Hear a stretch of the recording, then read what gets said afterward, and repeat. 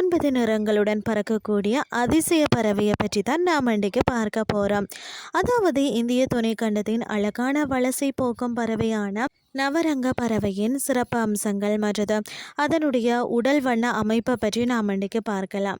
இயற்கையின் படைப்பில் பார்த்திங்கன்னா பறவைகள் எப்போதுமே மனித மனதை கவரக்கூடிய ஒரு அற்புத கலை வடிவம்னு தான் சொல்லணும். அந்த வகையில் தான் தனது உடலில் 9 விதமான வண்ணங்களை தாங்கி வான் உலகத்தை வானவில்லையே தரைக்கு இறக்கி வந்தது போல காட்சி அளிக்கக்கூடிய ஒரு அபூர்வ பறவையை தான் அதாவது இந்திய தோட்டக்கல்லன் அப்படின்னு சொல்லி அழைக்கிறாங்க. கிராமப்புறங்களில் 6 மணி குருவி என்றும் இலக்கியங்களில் பார்த்தீங்கன்னா நவரங்க பறவை என்றும் அழைக்கிறாங்க. இந்த பறவை இந்திய துணைக்கண்டத்தின் மிக அழகிய வலசை போக்கும் பறவைகளில் ஒன்றாகவும் இருக்கிறதா.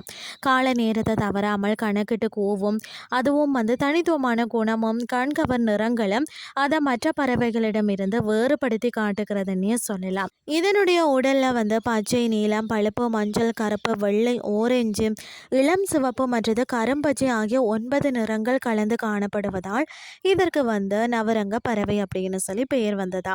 காலை மற்றது பார்த்தீங்கன்னா மாலை நேரங்களில் சரியாக 6 மணி அளவில் இது சத்தமிடுறதால தான் கிராமப்புறங்களில் இதனை 6 மணி குருவி அப்படின்னு சொல்லியும் அழைக்கிறாங்க. இது இந்திய துணைக்கண்டத்தின் பரவலாக காணப்படக்கூடிய ஒரு வலசை போக்கக்கூடிய பறவை.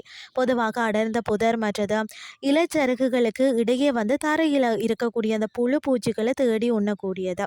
6 மணி குருவிக்கு ஏன் நவரங்க பறவை அப்படின்னு சொல்லி பெயர் என்பதா அதன் உடல் அமைப்பை பார்த்தாலே மிகவும் எளிதாக புரிஞ்சு கொள்ளலாம்.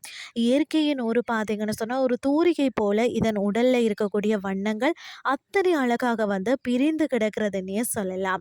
அது மட்டும் இல்லாமல் பார்த்தீங்கன்னா உடல் பகுதியில் காணப்படக்கூடிய வண்ணங்கள்னு சொன்னால் முதுகு மற்றது தோலில் கரும்பச்சை அல்லது அதாவது மரகத பச்சைன்னு சொல்லக்கூடிய பச்சை நிறம், நெஞ்சு மற்றது பக்கவாட்டு பகுதியில் வெளிர் மஞ்சள் அல்லது பழுப்பு கலர்ந்த மஞ்சள் நிறத்தில் காணப்படுகிறது.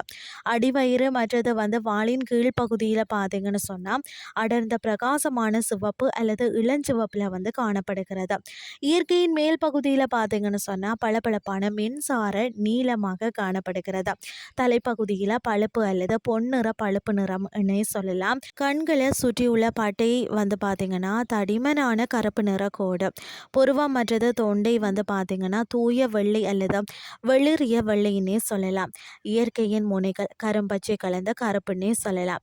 கால்கள் இளஞ்சிவப்பாக காணப்படுகிறது. இந்த பறவை பார்த்தீங்கன்னா அமைதியாக அமர்ந்திருக்கும் போதும் அதன் இறக்கையில் உள்ள நீல நிறமும் அடிவயிற்றில் உள்ள சிவப்பு நிறமும் அவ்வளவாக வெளியே தெரியாது. ஆனால் இது ஒரு கிளையில இருந்து மற்றொரு கிளைக்கு பறக்கும் போது மட்டும்தான் வானவில்லின் அதாவது துண்டு ஒன்று பறப்பது போல இந்த 9 நிறங்களும் அத்தனை அழகாக காட்சி அளிக்கும்னே சொல்லலாம். மகரந்த பச்சையும் மின்சார நீளமும் பிரகாசமான சிவப்பு கலந்த இயற்கையின் வண்ண களஞ்சியமாக திகழ 6 மணி குருவிகள் நம் சூழலியல் சமநிலையின் மிக முக்கிய அங்கமாகும்னே சொல்லலாம். காடுகள்லையும் அடர்ந்த புதர்கள்லையும் வாழக்கூடிய புழுப்பூச்சிகளை கட்டுப்படுத்துவதில் இவை முக்கிய பங்கு வகிக்கிறதா. எனினும் பெருகி வரக்கூடிய நகரமயமாக்கல் மற்றது காடழிப்பு காரணமாக இந்த பறவைகளின் வாழ்விடங்கள் இன்றும் சுருங்கி வருகிறதா. காலத்தின் கடிகாரமாக விளங்கக்கூடிய இந்த 9 நிற பறவைகளை பாதுகாப்பதும் அவற்றின் இயற்கை வாழ்விடங்களை சிதைக்காமல் பேணுவதும் நம் ஒவ்வொருவரின் கடமையாகும்னு தான் சொல்லணும். அப்போதுதான் வருங்கால தலைமுறையினரும் பார்த்தீங்கன்னா இந்த நவரங்க அழகை கண்டு ரசிக்க இயலும். இன்றைய கிறிஸ்டி உங்களுக்கும் பிரயோசனமாக அமைஞ்சிருக்கும்னு சொல்லி நான் நம்புறேன். இதே மாதிரி மற்றும் ஒரு கிறிஸ்டியின் வேலைக்கு உங்களை சந்திக்கிறேன். நன்றி.